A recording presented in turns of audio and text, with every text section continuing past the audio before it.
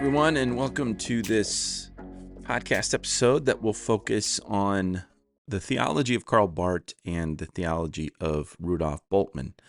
So up to this point, what we've focused on is the developments in Protestant theology, specifically looking at what we might call liberal theology, Schleiermacher and the development of more progressive theology, and the response that comes in the early 20th century with the fundamentalist response and the development of evangelicalism.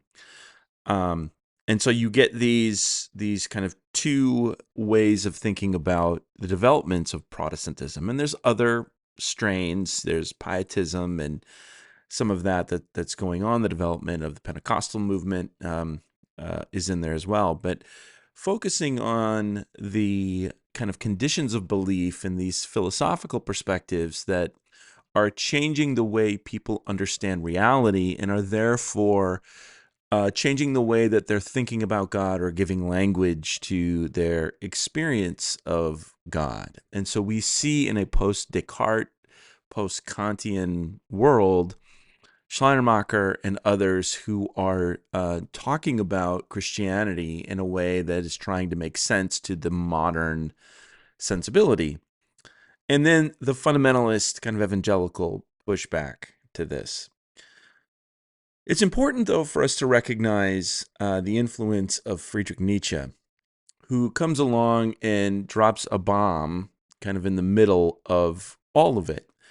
And there's a lot of things that Nietzsche has written and has said, and there's just one area that I want to focus on, and that is his understanding of the death of God. And this comes in what is called the parable of the madman, where he talks about the death of God. I'll just read a little piece of it here. The madman. Haven't you heard of that madman who in the bright morning lit a lantern and ran around the marketplace, crying incessantly, "I'm looking for God, I'm looking for God." Since many of those who did not believe in God were standing around together just then, he caused great laughter. "Has he been lost then?" asked one. "Did he lose his way like a child?" asked another. "Or is he hiding? Is he afraid of us? Has he gone to sea, emigrated?" Thus they shouted and laughed, one interrupting the other. The madman jumped into their midst and pierced them with his eyes. "Where is God?" he cried. "I tell you, we have killed him, you and I. We are all his murderers. But how did we do this? How are we able to drink up the sea? Who gave us the sponge to wipe away the entire horizon? What were we doing when we unchained this earth from its sun?" So I'm going to stop there. And what's interesting is the people to whom Nietzsche, the madman, is speaking are people who are laughing at the idea of God, but they would be much more in line with what we might call the progressive or liberal theology. Maybe they're deists, but they're certainly influenced by the Enlightenment. And so Nietzsche comes on the scene and is in the madman and is saying, "Where is God? Where is God?" And they're making fun of the madman. And then the madman just lets them have it and says, "I'll tell you where God is. God is dead, and we've killed him. And now what are we going to do? What must we become? Must we not become gods in order for this to be fulfilled?" And so what he's really doing is he's talking about the end of metaphysics. What he's arguing is this movement of philosophy and this movement of theology is resulting in the end of metaphysics. There's no abstraction out there. All we have here is this world. And his critique of those who are on that kind of progressive side, modern humanity, kind of liberal theology, is they don't really realize what they've done. And they're not even willing to take responsibility for what they have done. So at the end of this parable, the madman stops and he realizes, like, "Oh, okay, you don't understand what I'm saying." And he says, "Lightning and thunder need time. The light of the stars need time. Deeds need time. This deed is still more remote to them than the remotest stars, and yet they have done it themselves." It is still recounted how on that day the madman forced his way into several churches and started singing his Requiem Adoram Deo. Let out and called to account, he is said always to have replied nothing but, "What are these churches now if not the tombs and sepulchres of God?" So what he's saying is you don't realize what you've done, but you've done it, and it's on the way. And that now these churches and such will become the tombs of God, and that God is dead and we have killed him, and humanity must now grow up and take responsibility and live in the empty space of the death of God. And so the question then becomes, how do we do theology after the death of God? And what I want to say here, I want to interpret the parable of the madman in a certain way. And I'm not suggesting that Nietzsche was somehow, really a theist or really believed in God or whatever. That's not at all what I'm saying. But what he's arguing in the death of God is really needs to be understood in the terms of metaphysics. This metaphysical God, the philosophical God, this kind of guarantee of the world and the guarantee of a particular way of life is gone. So what started with the Reformation and the beginning of the picking away at this Aristotelian Ptolemaic universe, which it inherently had meaning. Telos was very significant and very important. That has been corroded now. And so we move through Descartes and Kant and Hegel, and finally we get to Nietzsche, who is just saying this whole enterprise is done. And so all of the theological ways in which humanity has tried to make sense of God given metaphysics is over. And this is the contribution of Nietzsche. And what it forces us to do, and what it forces Christianity to do, is think about, okay, what now does theology look like in the context of the death of God? And this is where I think, personally, there's a way of entering into neo-orthodoxy, or the developments of the 20th century theologically. People like Karl Barth, Rudolf Bultmann, certainly Dietrich Bonhoeffer. One of Bonhoeffer's favorite conversation partners is Friedrich Nietzsche. And we'll talk about that later when we look at Dietrich Bonhoeffer. But recognizing that Barth's theology comes on the scene during World War I, World War II, this time of crisis, when what Nietzsche's talking about, the end of the metaphysical God. World War I was all about God and country, and there was a divine sense of God is on our side and we're going to war. By the time you get to World War II, that is all gone. And that's something that Bonhoeffer is wrestling with as he's kind of thinking about, what this war is about. What is World War II about? And so you can see the draining away of this metaphysical God or religion and the death of God as Nietzsche speaks of it. And in a certain way, Barth is going to push back against Nietzsche. In another way, Barth is going to embrace Nietzsche's death of God in a certain way. And so to talk about Barth's theology, and look, there's just no way that we can talk about all of Barth's theology. So I'm going to hit some highlights here.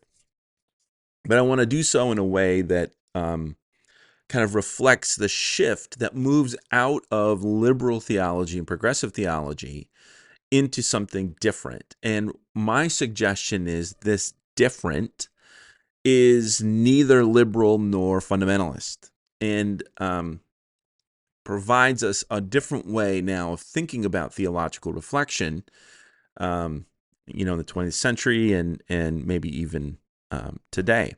So one of Barth's most important questions is, when we do theology, what are we talking about?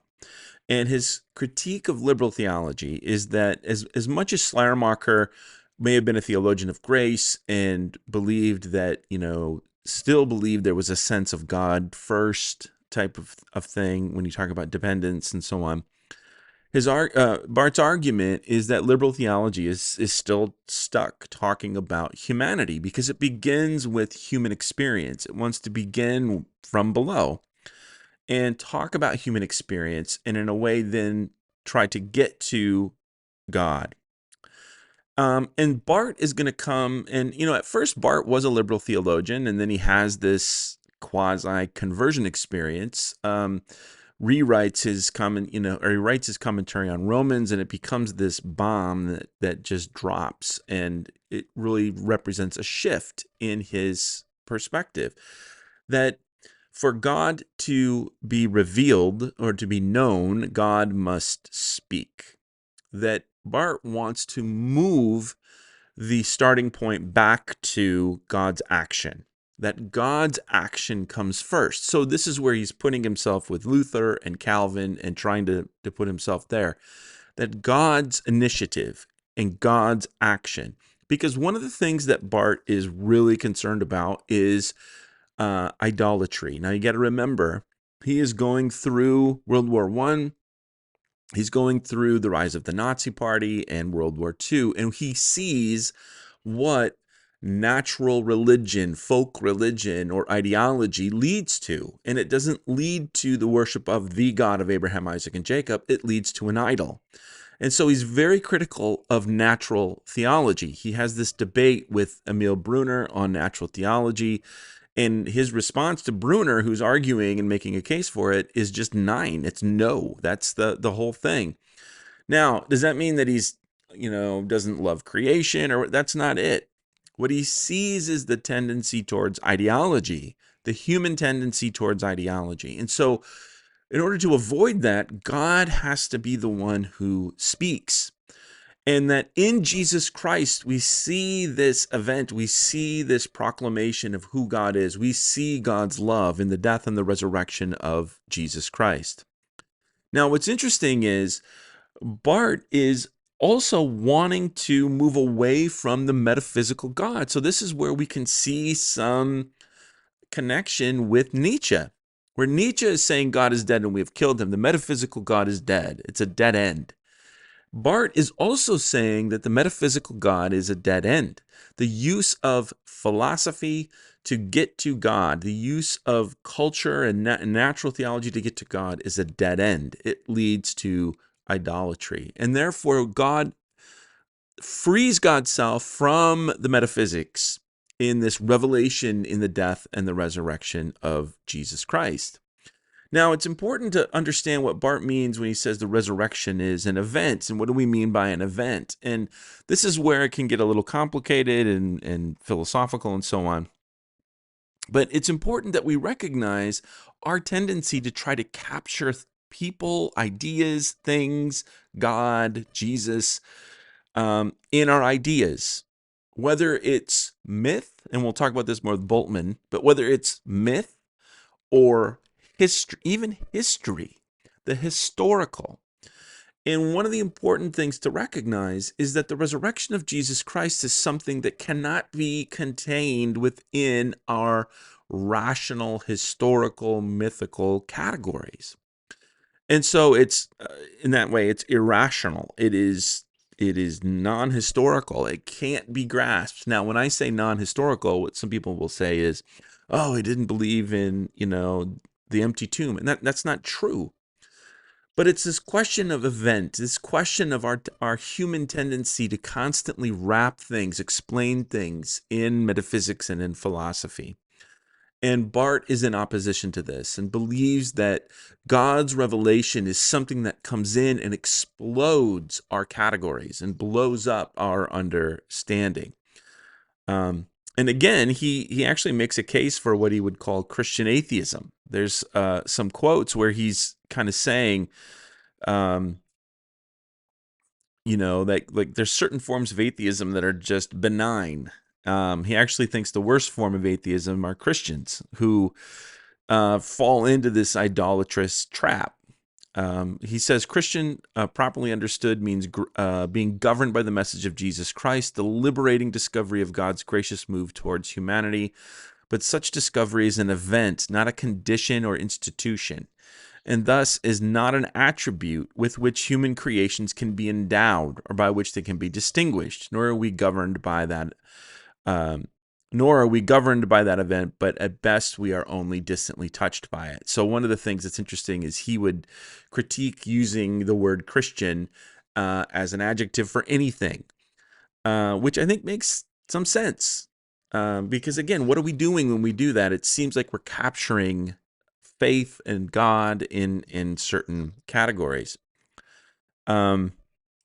So let me read here a little bit more. He says, the atheism that is the real enemy is the Christianity that professes faith in God very much as a matter of course, perhaps with great emphasis, perhaps with righteous indignation at atheism wild and mild. While in its practical thinking and behavior, it carries on exactly as if there were no God. It professes its belief in him, lauds and praises him, while in practice, he is the last of the things it thinks about, takes seriously, fears, or loves. God is spoken of, but what is meant is an idol that one treats as one sees fit. Who can acquit himself of this third form of atheism? Let all who believe themselves to be Christians consider this, that in this third form, atheism is a really evil thing. And then he goes on to say, but this is what's going on in Christian families, homes, pastors, institutions.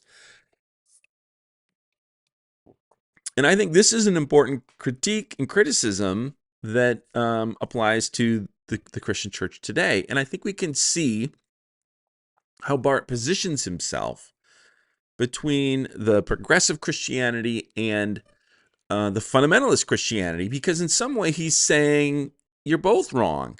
So liberal Christianity looking at the world very positively, culture very positively, how is God at work and all these, and Barth would say no, when we follow that train of thought, we end up in idolatry. And then the fundamentalists come back, and what they want to do is they want to just replace one form of history with another form of history. Other categories by which to capture God. And Barth says to them, no, you too are creating an idol.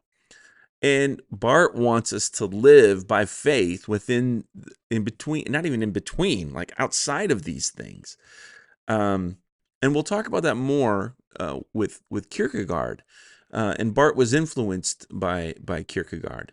But there's a sense in which to have a true relationship with the living God, not the God of the philosophers, not the God of proving history, not the God of inerrancy, the living God of Abraham, Isaac, and Jacob revealed in Jesus Christ. So this is, I think, an important contribution of what Barth is doing in the 20th century. So a few other things that I think are important is Barth's understanding of election. In Ephesians 1, what he wants to do is expand election to help us think about God's disposition towards humanity and creation, that God is for us and not against us. From the beginning of time, before the foundations of the earth or the world, God has decided to be for us in Jesus Christ. This is what Barth means by election. And he also believes that God embraces the total human. And so here we can begin to see, and he does this a little bit later, some places where you can begin to talk about culture. You can begin to talk about science and all of these things, but always with a lowercase letter. For Barth, science with a capital S is idolatry. Economics with a capital E is idolatry. Politics with a capital P. But of course we engage in politics and economics and science. But we do so always following from God's action to us and God's loving action that embraces us. He uses the language of secular parables, that there are secular parables within culture that can help point us to God. They don't necessarily, reveal God, or they're not synonymous with God's kingdom, but they are parables that are pointing, metaphors that are pointing to who God is and God's love for us as human creatures. And so in the later Barth, you begin to see that get fleshed out just a little bit more. Now, this is where I want to pick up and talk a little bit about Rudolf Bultmann as well.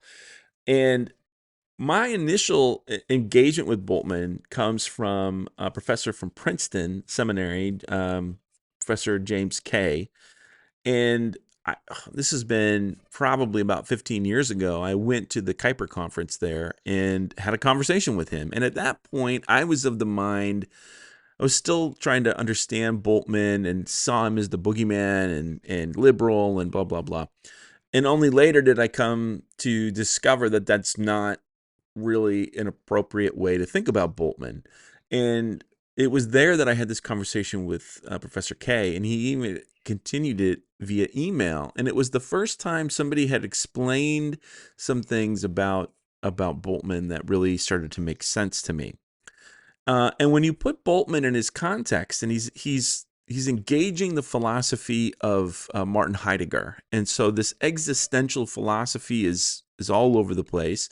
He's also living through World War I, World War II. He's a part of the confessing church, but he's on the periphery. He's not at the center, like with Barth and Bonhoeffer. And so he's opposed to kind of the Nazis. But he's also interested in recognizing the difference between the living God and the living Word. And he's a Lutheran, so the emphasis is going to be on Word, and the ways in which we try to capture and contain God.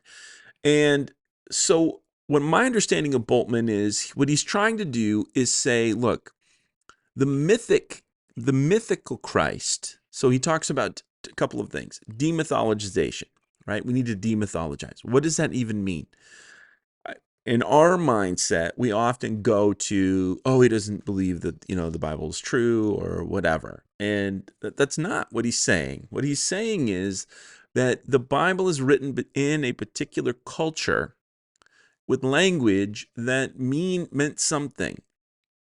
So Jesus is the light of the world. Why is light such a big deal?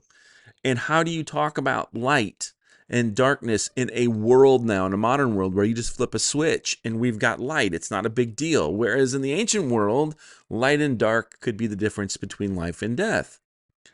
And so what he's saying is there's a mythical kind of world that the message of the gospel comes in. And what we need to try to find a way to do is to say, what is that message, and how does that message speak to the modern world and the contemporary world? And so he wants to demythologize the Gospels and demythologize the message of Jesus Christ. And what he usually uses this agricultural metaphor where you're trying to get the husk, get rid of the husk and get at the kernel, the kerygma. What is the proclamation of the gospel? Now, this is his problem with both liberals and, again, conservatives, fundamentalists. So what the fundamentalists do is they want to continue the wrapping. They want the myth, and they trap, and this is the way he would see it, they trap or imprison Jesus within that mythological context or mythological language. And so, like, for him, what he would say is that the word Son of Man has mythological framework that goes back into Daniel, for example. And what the fundamentalists want to do is they want to go back and they want to maintain that that mythical wrapping. And the progressives on the other side, though, with historical criticism and things like that, instead of Jesus the Christ or Jesus the Son of Man, where the fundamentalists trap Jesus in myth, what they want to do is they want to trap Jesus in, the progressives want to trap Jesus in history. So they want to go back and they want to find the Jesus of Nazareth. And what Bultmann is saying is that both of them are missing the point. And that what matters is the existential proclamation of the living Christ. And both liberals and conservatives, both progressives and fundamentalists, end up trapping, imprisoning Jesus within these metaphysical, historical, rational categories. And the point of preaching is to allow the message of the living God to speak. Now, it's so easy to see how especially conservatives are going to get upset, the word myth and all of that kind of stuff. And I'm not saying that there aren't things to criticize with Bultmann, but I think it's important to understand what Bultmann is doing. And I also want you to see how, again, as we think about the building blocks, the philosophical tools we use to do theology, Bultmann is engaging Heidegger and this existentialism that is an important part of the 20th century. Now, we can critique Heidegger, we can critique the use of those kind of philosophical categories to try to do theology, but what Bultmann is trying to do is allow for the proclamation and the preaching of the gospel, that the word of God is a living and active word that wants to shatter all of our attempts to capture Jesus within a particular idea or concept. And so here we see, I think, in both Barth and Bultmann, as Protestant theology moves into the 20th century, an attempt to deal, number one, I think, with the death of God and this proclamation that Nietzsche gives. Returning back to the old categories just isn't going to work. And returning back to the old categories in the old way isn't going to work. But are there ways of speaking of God, even going back and using the old categories of Nicaea and all of this, like the confessions and the creeds, but somehow now we're at a different place where we recognize the power of metaphysics and the power of ideology to capture and turn God into an idol. And both Barth and Bultmann are saying the preaching of the gospel and the word of God in Jesus Christ is an event that blows all of these attempts up, and we need to have that existential encounter. We need to have that encounter with the living Christ. So that's Barth and Bultmann briefly, and I'm missing a lot, I'm sure, but for our purposes, this will have to do. And so what I want to spend some time on, though, is someone I know a little better, which is Dietrich Bonhoeffer. And so Bonhoeffer is living at the same time, and his writings are engaging some of these same ideas. He is friends with Barth. I'm not even sure how much connection or contact he had with Bultmann, but he mentions Bultmann in his letters that he writes from prison. And so I think it's important to talk a little bit about Dietrich Bonhoeffer and how Bonhoeffer's theology fits within this context. But we'll do that next time.